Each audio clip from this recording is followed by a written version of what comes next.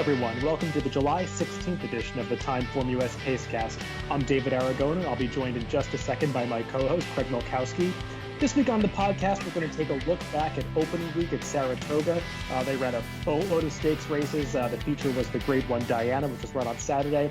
We'll also take a look at some major stakes from other tracks around the country, including Delaware Park, where they ran the Delaware Handicap on Saturday, Arlington, where they had a series of prep races for Arlington Million Day, Indiana Grand, where they ran the Indiana Derby and Indiana Oaks. And then we'll stop at the end of the podcast at Los Alamitos to check out Game Winner's return following his trip in the Kentucky Derby. So I'll go ahead and welcome my co-host, Craig Milkowski. Craig, how are you doing? Doing well. Always a little more exciting when Saratoga kicks up, and then we got Del Mar starting this week. So much as I love the Triple Crown and the Breeders' Cup, this is probably my favorite time of year. Yeah, it's a fun time of year, and it's been funny to adjust to this opening week at Saratoga that's 1 week earlier than past years. Some stakes races got moved around. Usually the Dianas run a little bit later, but it's been moved up to this opening weekend. And we can start with that race since it was the big race that was run at Saratoga this weekend, the only Grade 1 race that they ran. And it was a really interesting race to watch. I know there was a lot of anticipation coming in because you had three of the top turf fillies and mares in the country coming together to compete against each other. They all happened to be coming from the Chad Brown stable. And we really did get some answers as to who was best, I think. We did. Sister Charlie won again, Breeders' Cup, Eclipse champion. She got a 126 TimeformUS speed figure. She's really kind of a machine. Her last 6 races, I believe, have all been between 124 and 126, which you don't often see that kind of consistency from a horse. But she's just really cool, and I'm almost wondering with her, where's the excitement? You don't see a lot of talk about her, but I think she's really something special. Yeah, I felt the same way after the race. I mean, I know that some people were getting a little down on the race because Chad Brown trained 2/3 of the field, but I think you have to sort of set that aside for a second because we had the privilege of seeing 3 really nice horses, 2 that could be considered division leaders, Rushing Fall and Sister Charlie, just square off against each other, and you rarely get to see that. I mean, I thought it was really awesome to see those horses all race together, and Sister Charlie just asserted her dominance once again. I mean, coming off the long layoff, I think there was a big question mark as to whether this would be a day that she might be vulnerable, and it just wasn't the case. As you said, she's like a machine. She just always seems to run the same race. I liked that John Velasquez rode her with so much confidence, whereas others were trying to save ground on the turns. He just was not afraid to go 4 wide around the far turn, just knew he was on the best horse and rode her that way. We should discuss the pace of this race a little bit because I know that there was a lot of discussion after the race about the tactics used with Thais and how fast they went early. It was an insanely fast early pace for this distance. It was. We have all the fractions coded in red. I saw some people complaining about the rabbit. I personally don't really have any problem with rabbits. I mean, if it gets more speed in the races, I'm all for it.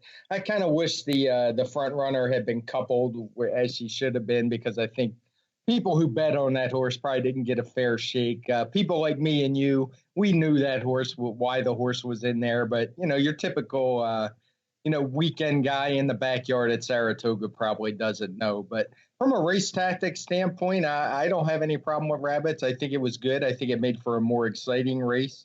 And horses like Mitchell Road, if they have to run with a rabbit, that's just kind of a bad part of their form. So you're taking advantage of it and kind of taking out one of your competitors. Yeah, I heard a lot of talk about that, about how the horses should be coupled. It's a difficult situation because, I mean, well, first of all, I'm sure nobody really wanted to see this as a coupled entry because you would have just 4 betting interests because you'd have to couple not only Thais with Sister Charlie, but also with Homerique. So it would have kind of just destroyed the race from a wagering standpoint. But also, I mean, my personal position is I'm against entries in all situations. I just never want to see horses coupled with each other. I think the reasoning that people use to say that there should be entries is a little flawed. I mean, from my perspective, is it really worse that a 40-1 shot like Thais ended up finishing last after setting the pace? Or is it worse when a horse that's a heavy favorite gets inexplicably restrained behind a slow pace and loses a race? I mean, to me, the latter situation is much worse. But I hear a lot of more people complaining about the former situation. Did Thais ever have a chance in this race, even if she was ridden from behind? I kind of doubt it. I mean, she was a horse with no chance anyway. So, I mean, to me, just looking at it, I don't think that the people who weren't informed that she was a rabbit and were betting on her, I don't think they were really cheated out of anything.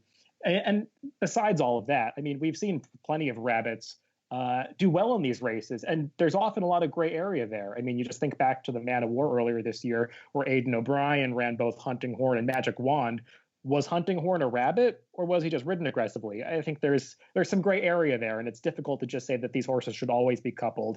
In my opinion, it doesn't really serve any purpose, and it doesn't necessarily help the wagering public to couple the horses.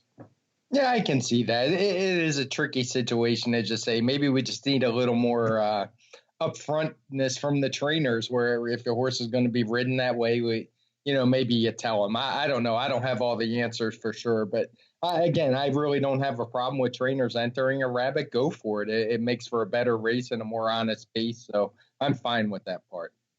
What did you make of Rushing Fall's effort? I know there was some concern about her getting the 9 furlong distance. I thought the way that the race was run and the way it unfolded, it didn't necessarily suit a horse like her, because she was sort of caught in that no man's land in between the front runners and the horses that would be coming from behind. I thought it put Javier Castellano in a difficult position. Yeah, I would agree with that. I mean, I'm not going to say 9 furlongs is right up her alley. I think it probably is just a hair too far, but she could probably get it under the right circumstances. But as you say, this isn't it. I'm a guy who I almost always hate the chase position, where you're just kind of chasing either a lone front runner or a speed duel. And, I'm not talking about tucked in behind them, but he was basically running by herself, chasing those other two. And that never seems to be an ideal trip. So given that, I think she ran pretty well. She got a 125, which is as good as she usually runs. And I could bet her at 9 furlongs under the right circumstances, but I do think she's probably a little better going a little shorter. Yeah, to me, the big disappointment in this race, if you can even consider it that, was Homerique, because I know a lot of people had high hopes for her, and she had been so impressive in her first 2 races in this country against slightly lesser competition. I thought she really had no excuse. I mean, she just followed Sister Charlie around the racetrack. She had cover at points in the race where Sister Charlie didn't, and she just couldn't kick with her in the stretch. She was just a little flat-footed to me in the lane in a situation where she probably should have had the best kick of all the way the race unfolded. Yeah, the one thing I'd wonder about with her is in her 2 tries in the state, she's been in races with really slow paces and was able to fly home. And sometimes we get horses like that just don't handle a fast pace as well, where she got into a race with a more normal pace, maybe her kick would come back. So maybe I'd be willing to give her a chance there, but she certainly didn't run as well with this blazing fast pace. Yeah, I agree with that. And of course, Mitchell Road, I mean, this is just sort of a race you can draw a line through, because she just ran off chasing Thais in the early going. I mean, the early pace ratings for this race were a pair of 185s. That's pretty crazy. You normally don't see numbers that high unless we're talking about marathon races where you're more likely to get an outlier pace situation. You don't usually see pace figures like that going distances like a mile and a 16th or a mile and an eighth. So this is just a race that I think you can ignore for Mitchell Road. She'll do better in the future with a more typical pace situation. Moving on to the stakes race that was run on the turf on Friday at Saratoga, just a grade 3, but it drew a pretty good field. That was the Forbidden Apple Stakes going a mile. And Mr. Haverkamp coming in from Canada. He had tried to come to New York a couple of times in prior years, but this time turned out to be the charm for Catherine Day Phillips, who got him ready to go off the layoff. Yeah, he ran really well off that layoff, obviously, to win a grade 3 race. He got a 125 TimeformUS speed figure, and I thought it was a really good effort. He's a 5-year-old gelding who there's something about 5-year-old geldings. They seem to hit their best stride right about this time, and he certainly looked to be there for me. He was in top form, and I'd expect him to keep running well throughout the year. Yeah, I thought this was an excellent effort by him, because when I know the pace doesn't look that fast, just looking at the fractions, because it went 48 to the half, 112 and 2. But Saratoga had taken a lot of rain on Thursday into Friday, and the turf course was legitimately yielding. I mean, you could just look at the final time to determine that. And the pace of this race really did fall apart. I mean, you look at the chart, and the horses that were 1, 2, 3 at the first call ended up finishing 8th, 9th, and 10th, 10th being last place.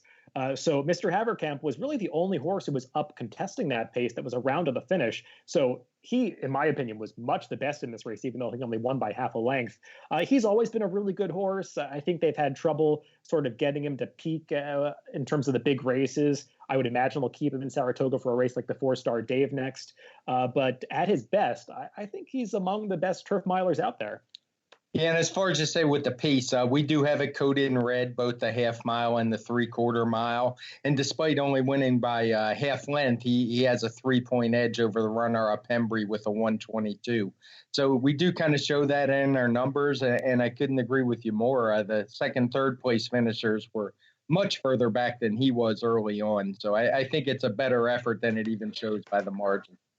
Yeah, and Corbin, I'm just starting to get sick of this horse. I mean, he runs this kind of the same race at every class level. He gets there and just doesn't quite finish the job off. He just is a horse with a lot of hang in him.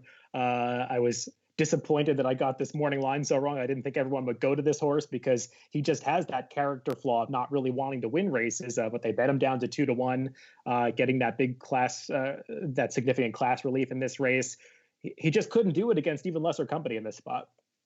Yeah, it's an interesting point. I think probably some of that had to do with bricks and mortar being right there in his PPs. And sometimes people tend to overestimate how good someone run when they finish behind a horse like that, particularly on turf, where the margins are often compressed. So he's a horse that when he shipped to the States, I think he won in his first try here, but he hasn't been able to win since, despite being bet many times. So he's one I'd be a little leery of backing. Yeah, and the other horse we should mention out of this race probably is Voodoo Song, who was caught up chasing that early pace. I think his chances were really compromised once Guido was ridden so aggressively from the gate, and Voodoo Song couldn't make the lead because he really is not the same horse without the early lead. And his race was just basically over at that point. He probably needed the race off the layoff, but he's a one that will probably move forward in subsequent starts the way that he has in prior years coming off layoffs. Yeah, I would expect some improvement from him as well. We ran a couple of turf sprints on opening week at Saratoga, one for the male horses and one for the female horses. The male version was run on Thursday, the quick call. This was in the midst of that rainstorm that was happening. So the turf course was, I forget if it was rated good or yielding by this point in the day, but it had taken significant moisture on. And Listing, who was bet down to be the favorite coming in from California for trainer Ben Cecil, got the job done. I thought Joel Rosario gave this horse a fantastic ride. He did. He really proved versatile. His last couple of runs, he's been right up near the lead or on the lead. And he was able to adapt to what was a very fast pace set by Abyssinian. Like you say, it's kind of hard to tell due to the course condition, but she set one in our pace figures, which is, I believe it was in the 160s, which is real, as you mentioned, the 185s in the Forbidden Apple. To get 160 pace figures going a distance this short of only 5.5 furlongs, you have to really be motoring. So that's a seriously fast filly. She wasn't able to stick around, and you can tell by the top two, they were 6th and 7th early, quite a bit back. So I do like the versatility of Listing. I really like the effort Neverland Rock had, who was kind of closest up chasing that while pretty wide on the turn, and he actually opened up with about a furlong to go and looked like he might hang on. We actually gave him a 111 speed figure compared to the 109 of the winner, but I thought it was a solid race, and of those, I really did like Neverland Rock. Yeah, Neverland Rock was kind of a surprise in this race. I mean, he was kind of hard to make on form coming in because he hadn't really run that well in his prior starts, especially not against this kind of company. Maybe he just liked some give in the course. He's a horse that had started his career out in Europe, so maybe the yielding turf condition really suited him. But I agree, he ran the best race of any of these because he was up close to that fast pace. Listing got the trip. Electronic, he benefited from the pace to be second in this race. He also was squeezed back a little bit at the start and was probably a little farther back than Jose Lascano wanted him to be. But then again, that might have really worked out in his favor because that's pretty much where you wanted to be coming from, given how fast they were going up front. So I think all of the top three ran well, but I agree with you. Neverland Rock was kind of the surprise best horse in this race. Yeah, and you always have to be leery of Linda Rice in these turf sprints. When they look good on paper, they're dangerous. And Electronic, who looked like he was maybe a bit in over his head, while he did get the trip, certainly ran well. And she just seems to excel in these sprints.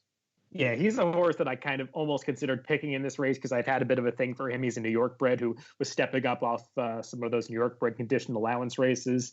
And it's usually a good sign when Linda Rice gets aggressive and runs these horses that look like they're a couple low on class in a graded stakes like this, because usually she's not one to run horses above the level that thinks they can compete at. So good sign that he was entered in this race and he really backed it up.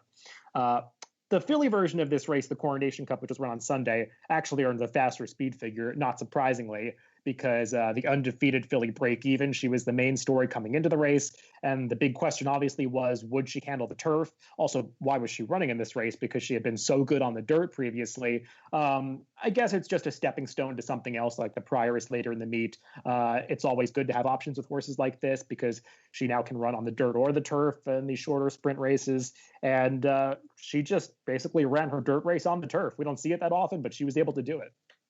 Yeah, I'm not overly excited about this one. She got a 112 after setting what we have as fast fractions. All of them are in red. But I think she's better on dirt. She's run faster her last couple times, and I think she did this more on talent alone than she did on really liking turf. The field wasn't particularly strong behind her.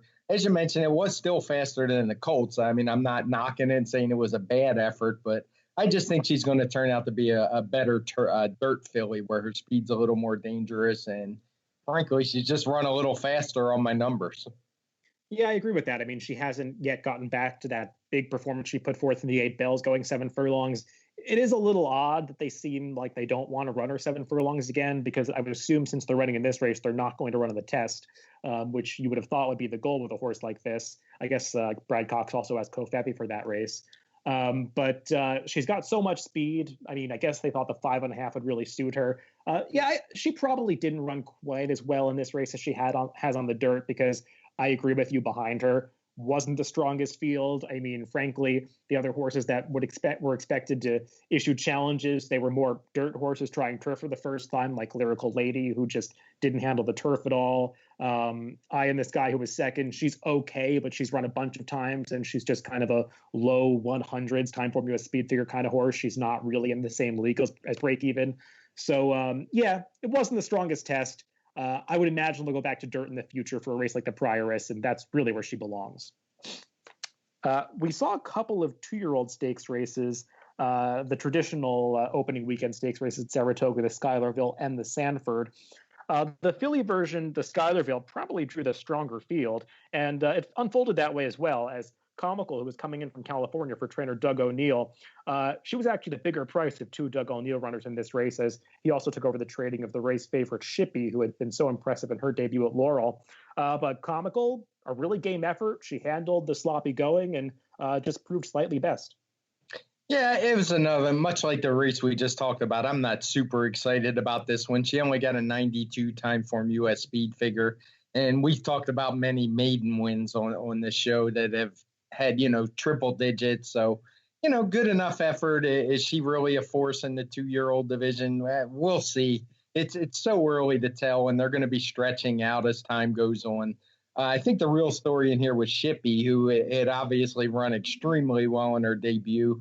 She was super fast on everybody's speed figures. I assume that was part of why she was sold privately.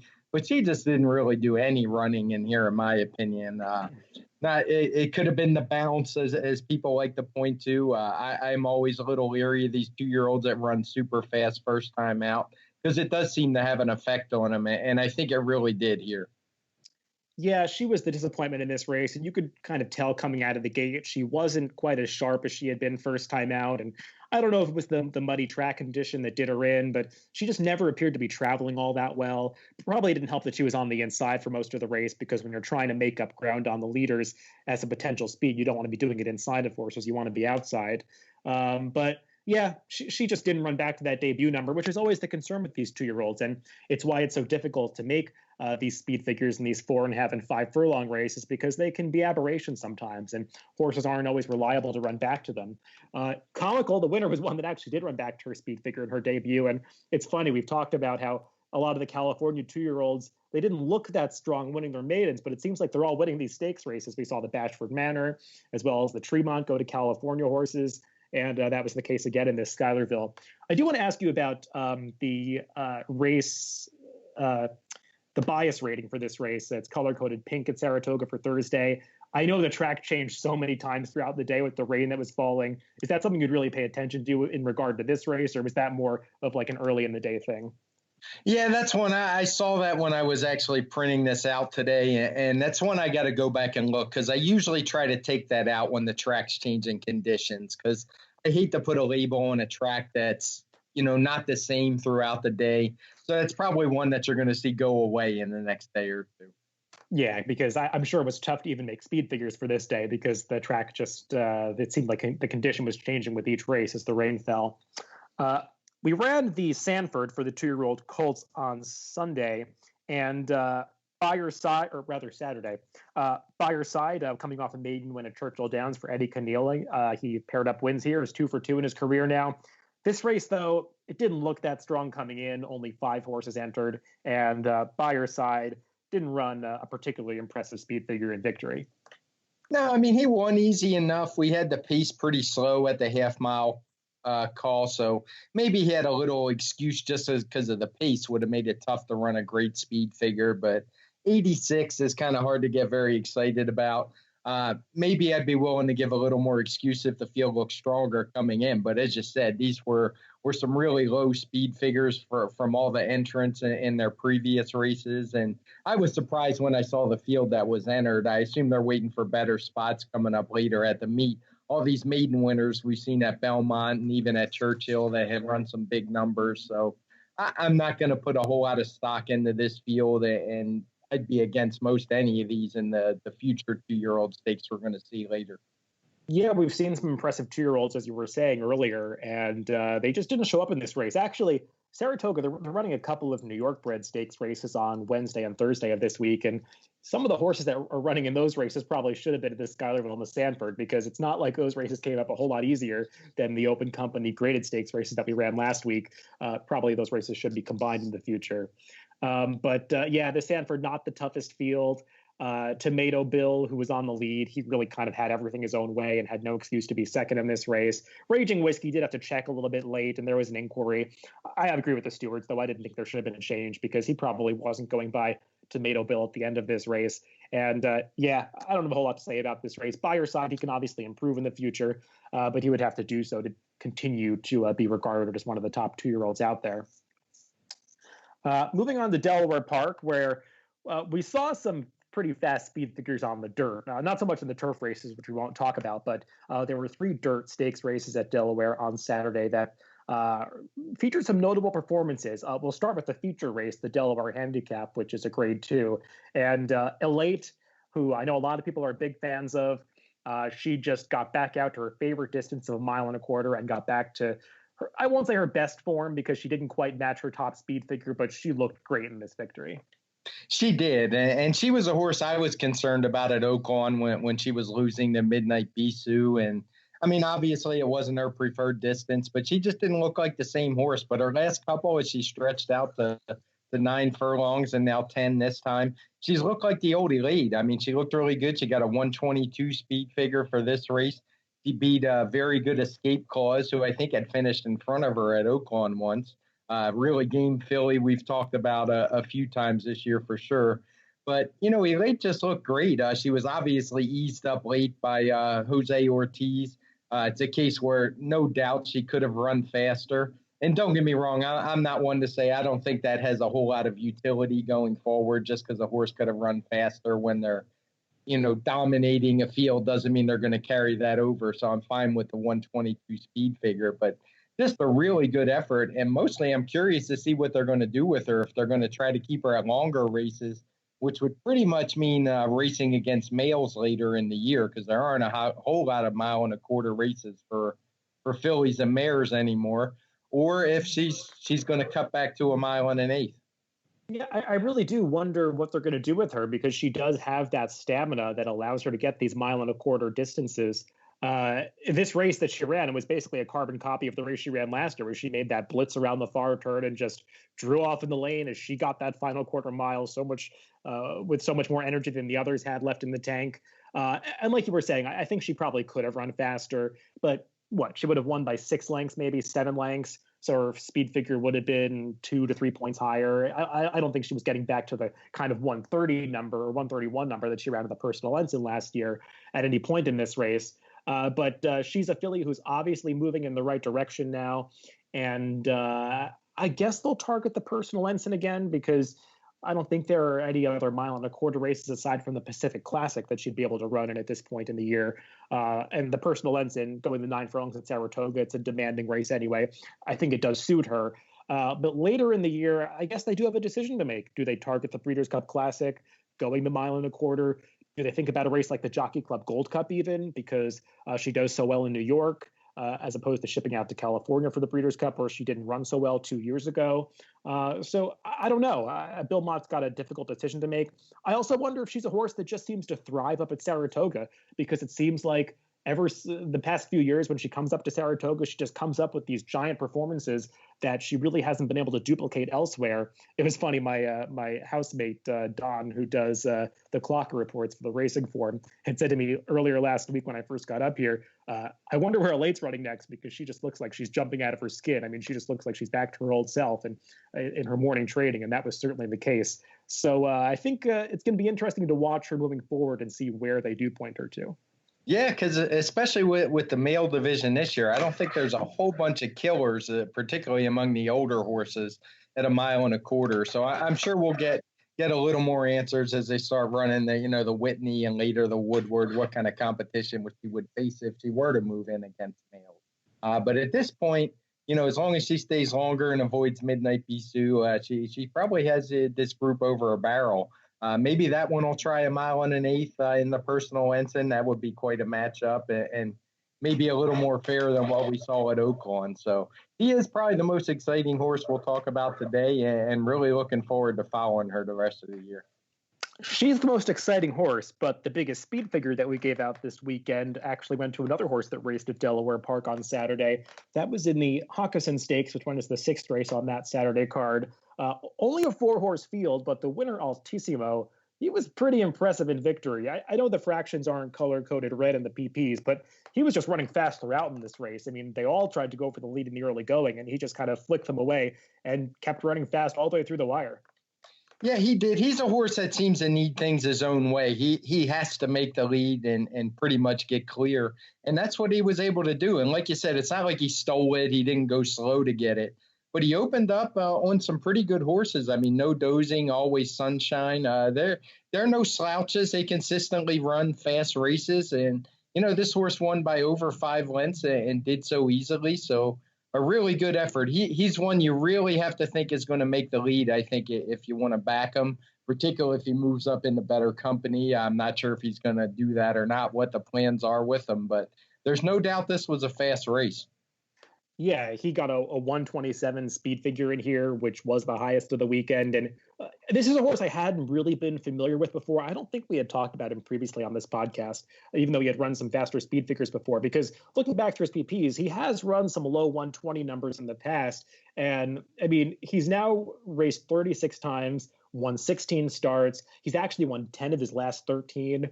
He's an Ohio bred who was raced at all sorts of tracks in the middle of the country. He's even won on turf before. So he's a pretty cool horse, but he definitely is best seemingly going the 6 furlongs on the dirt when he could just flaunt his speed. And I wonder if we'll try tougher spots with him based on this race. I guess they've got a right to do so, but he's going to be meeting much tougher horses in the future if he's going to try to step up to graded stakes company. Yeah, he's a horse. Last year I mentioned the 5-year-old gelding thing. He's 6 now, but he kind of really came into his own last year. And he's now won 9 of his last 11 races, which is not an easy thing to do. And as I said, he's been running fast for a while. That's the 3rd time he's cracked the 120 mark. So serious fast sprinter. Curious to see where he shows up, but he can certainly beat these kind of horses. Yeah. And we saw another fast 6 furlong dirt race at Delaware Park on Saturday as the filly version of the Hawkinson, the Dashing Beauty, turned into pretty much a match race between Bronx Beauty, who ended up winning, and Miss Locust Point, who set the early pace. These two, they kind of were playing a little chess match around the turn as they were shifting paths. Bronx Beauty went outside, then she went inside, and they put on a pretty nice show to the wire. Bronx Beauty just got the better of Miss Locust Point.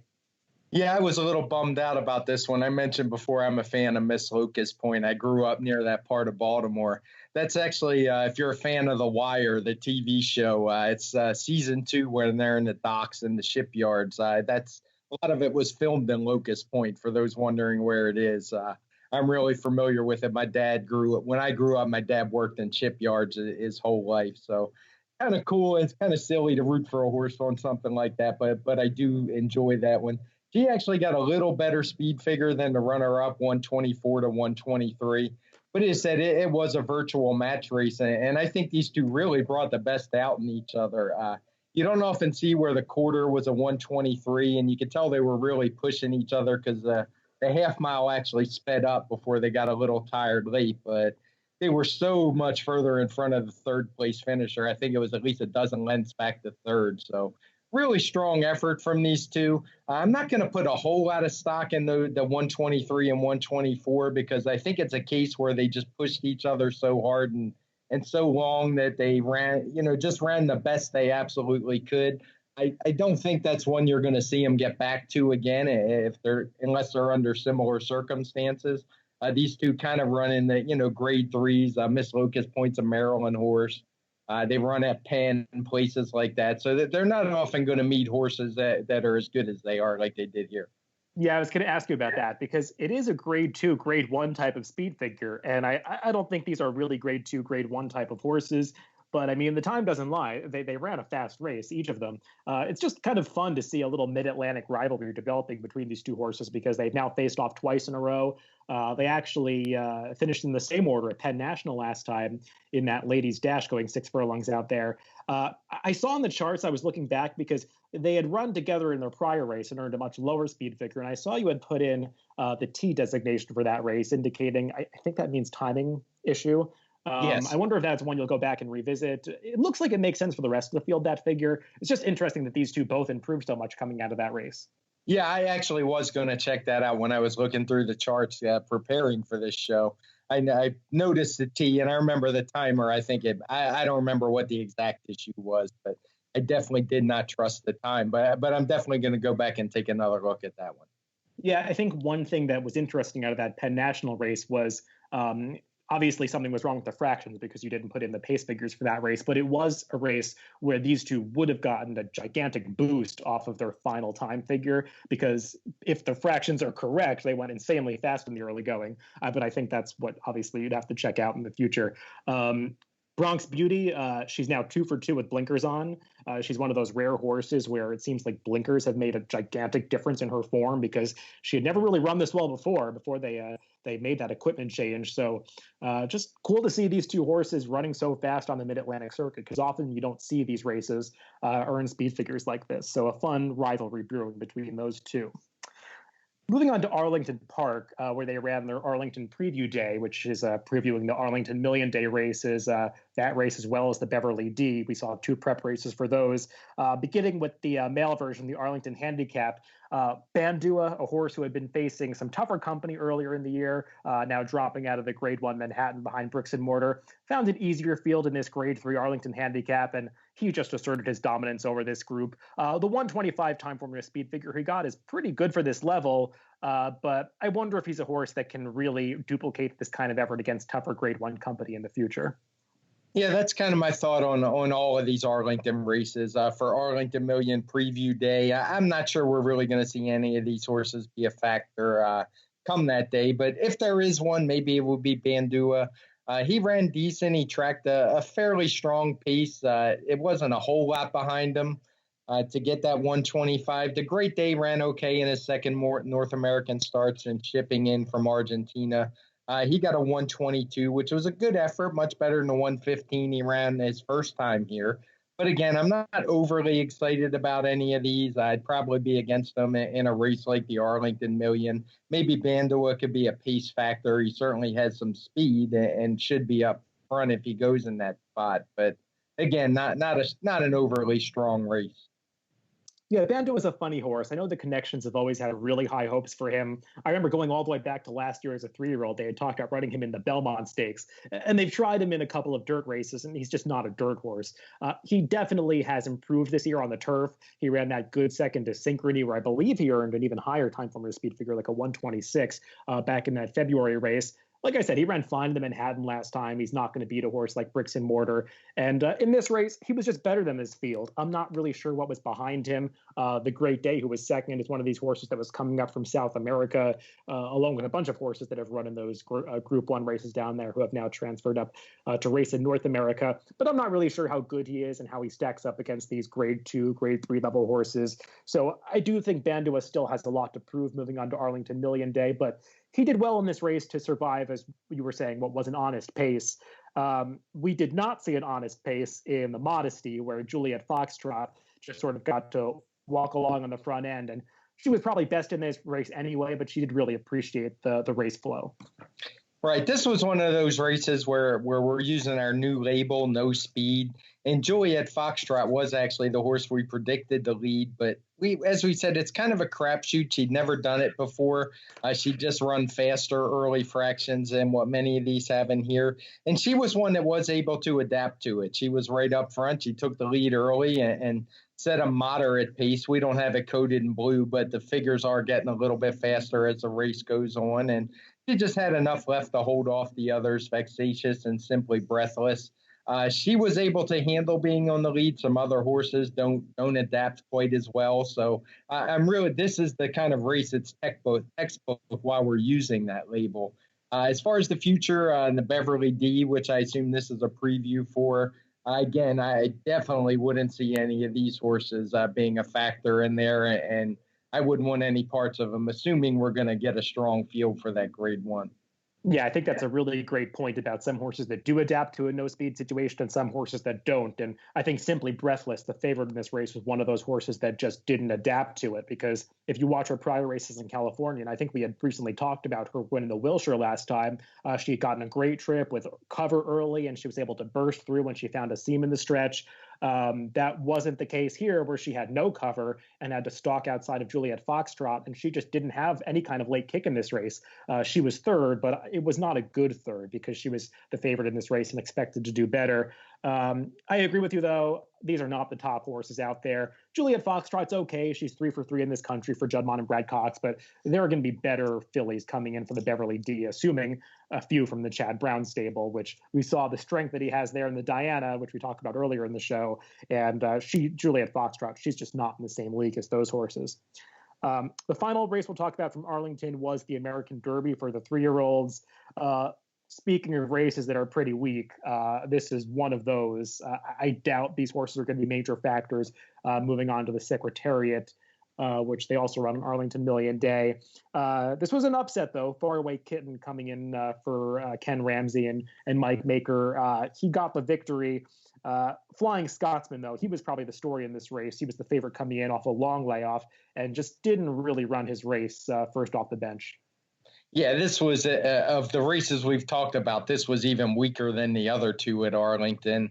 It's a slow race. They were tightly bunched at the finish. Not really a whole lot to say about this one. I wasn't impressed. I guess from a betting angle, kind of surprising to see a Maker and Ken Ramsey horse go off at this odds and what looked like a weak field on paper. But otherwise, I don't want any parts of these if they were to go into the Secretary. Yeah, I mean, the winner, Faraway Kitten, is a horse that raced for a tag recently. So, I mean, not the strongest race. I will say about Flying Scotsman, who was coming off a long layoff, making his 3-year-old debut after showing a lot of ability as a 2-year-old for Jerry Hollendorfer.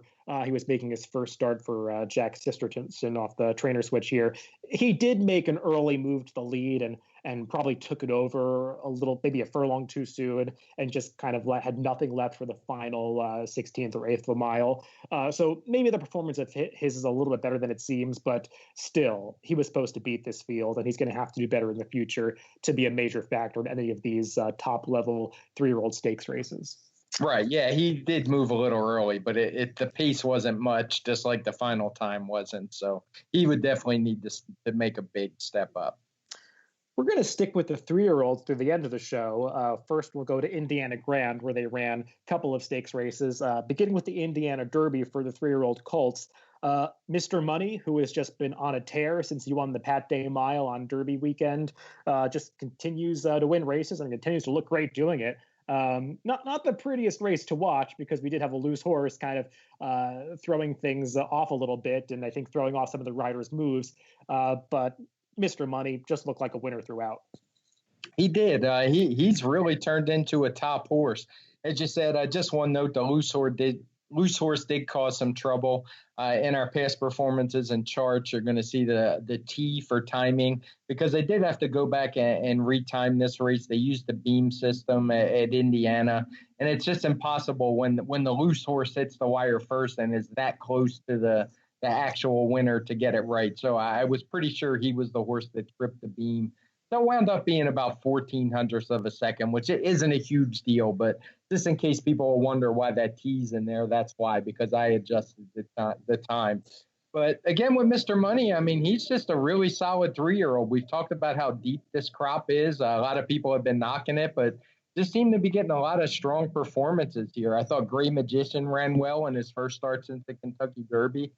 He probably got interfered with a little more than Mr. Money did, maybe caused a little tentativeness from the rider, expectedly so. I mean, it has to be a dangerous situation, but pretty strong race. I'm really curious to see if Mr. Money is going to try to tackle any bigger horse races going forward, or if he's going to stick to some of these smaller derbies we see around the country.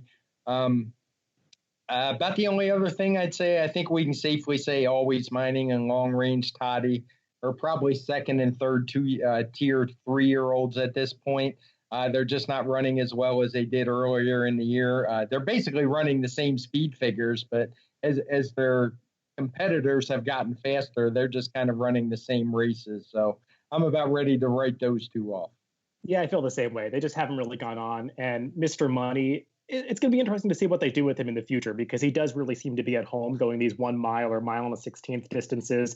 I kind of doubt a race like the Travers is really going to be right for him because he doesn't seem like a 1.25 mile horse to me.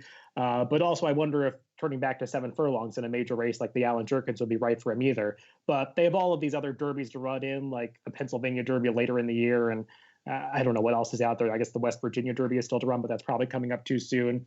But they do have a lot of options for these 3-year-olds these days. I agree with what you were saying about the loose horse causing some problems. Gray Magician and also Math Wizard, who was making a big run around the far turn and just sort of ran the back of that loose horse. He didn't really have to steady, but you don't want to be following an unpredictable rival like that. So, yeah, they didn't have their best shot. Mr. Money did get through without any issue, but I still think Mr. Money was just the best horse in this race. Moving on to the filly version, the Indiana Oaks. Street Band showed a lot of improvement. She hadn't run a particularly fast speed figure despite making it into the Kentucky Oaks earlier in the year, but she ran a 1:12 TimeformUS speed figure in this spot, just looking dominant throughout. Sophie Doyle had a handful of horse coming around the far turn, found a seam, and she just always looked like the winner. She did. She ran great. She's a horse who didn't run. I think she was in the Oaks, right? In the Kentucky Oaks, where she didn't run very well. But this kind of points out with these 3-year-olds, you really got to be leery of judging them off of speed figures when they've been away for a while. Now, she wasn't away, but she ran a 1:02 back in March, and now we're talking 4 months later if you draw a line through a Kentucky Oaks. So a lot of people out there might be betting, expecting, she'll run that 1:02 or I don't know what her buyer happened to be back out of her win, probably in the 80s, I would guess. But, you kind of got to expect these horses are going to be better, especially for a trainer like Larry Jones, who's really good with these 3-year-old fillies. He certainly had her crank for a top effort. And, I thought it was a really good race from her. Like you said, it was never really in doubt if you were watching visually. She always looked loaded and looked like the horse to beat. Yeah, and seasoning really does matter in these races. I think we've seen that in all the races we're talking about here. These horses that ran in the Derby preps, and some of them did well, some of them did not. But they really able to build upon that experience moving forward and later in the year as they continued their physical maturity. And we saw that with Street Band. We're going to see that with the last horse that we talk about in this show. Kim K was sort of the surprising favorite in this race. It was a little weird that Street Band actually paid $8 to win because she seemed like the horse to beat coming into the race. But sometimes people just bet the race in unexpected fashions. Street Band's a nice filly. I don't know where they go from here with her, but this was a respectable speed figure for the class level. I guess we can move on to the final venue we'll talk about, Los Alamitos, where the only big stakes they ran last weekend was the Los Alamitos Derby. Not the most interesting wagering race because it only attracted 4 runners, including 2 from the Bob Baffert barn. A heavy favorite, game winner, coming out of his wide trip in the Kentucky Derby. I believe he was bet down to 1-20 odds in this spot. And he ran to that support because he just was better than these 4 horses and really showed it on the racetrack. Yeah, he was never going to lose this race, but I actually thought this was a good effort. The pace was slow early. We had the half-mile time coded in blue, and he still wound up getting a lifetime best 1:19 TimeformUS speed figure. I thought it was good. He finished well. He didn't look pretty early, but he's the kind of horse that never really looks that good. He's not a flashy horse. He just kind of workmanlike efforts, and I think that's what he had here. Obviously, he didn't lose ground like he had in some of his recent races this year, where he's been in much bigger and tougher fields, so he was able to save some of that ground. But I actually did think this was a good effort. I saw him kind of get knocked on social media. Some people like him, some people don't, but I thought it was a solid effort and actually better than what I expected to see from him. Yeah, it actually reminded me a lot of the effort that West Coast put forth in this same race a few years ago for the same connections before going on his Travers win, where he wasn't really facing a strong field, but he just finished up really strongly and looked good doing it, was striding out really well across the wire. I mean, based on this performance, you would think Game Winner is a horse that's not going to have any trouble stretching back out to the mile and a quarter distance in the Travers, which I assume would be next for him. I kind of doubt they'd go against older horses in the Pacific Classic. And I hope he goes to the Travers because that's shaping up to be an awesome race. We talked about all these 3-year-olds, how they've been stepping up since the Triple Crown season and running some faster speed figures. And I think Game Winner is just another one who has shown that he's capable of running a little bit faster now that he's added some maturity. And I always like when horses finish off these races as well as he did. I know the early pace was slow, but just looking at the fractions that he came home in, I mean, he was shading 12 seconds for the final few eighths of a mile that he ran. And that's always a good sign in these longer races. Yeah, it certainly didn't look like he'd have any problem going any more ground for sure. Los Al's a bit of an odd track too, so I mean, some horses do tend to lay eggs there. It's definitely a horses for courses kind of track, but he handled it just fine. And I do want to mention Parsimony. He ran a big race after a couple turf efforts. He certainly isn't in Game Winners League, but he got a nice 114 for his effort here, which was a nice jump over what he's been running. And while certainly not a grade 1 type horse, I thought it was a good effort by him as well. Yeah, of course. I mean, Game Winner was the heavy favorite, but it's not as if there were a bunch of claimers he was beating. I mean, he was beating a few stakes level horses in this race. He's just so much classier than them, and he really asserted that in this spot. So I'm interested to see where he goes and if they target the Travers with him, because I think he'd be an interesting addition to that race. Those are all the races we're going to talk about this weekend. There's great racing coming up in the future. As you said at the beginning of the show, Del Mar's starting up this week. Also this Saturday at Saratoga, they're going to be running the Coaching Club American Oaks, where I believe Corona is expected to stretch out in distance for the first time around 2 turns. That's pretty exciting. I know she's a horse that we were both really impressed with when she won the Acorn. So a lot to talk about on the show next week. And you can always tune in by finding us on drf.com, Spotify, Apple Podcasts, YouTube, or SoundCloud, wherever you get your podcasts. Just subscribe to the Daily Racing Form, and we are the TimeformUS Pacecast. So thanks for listening to this, guys. And we'll be back to recap more stakes races next week.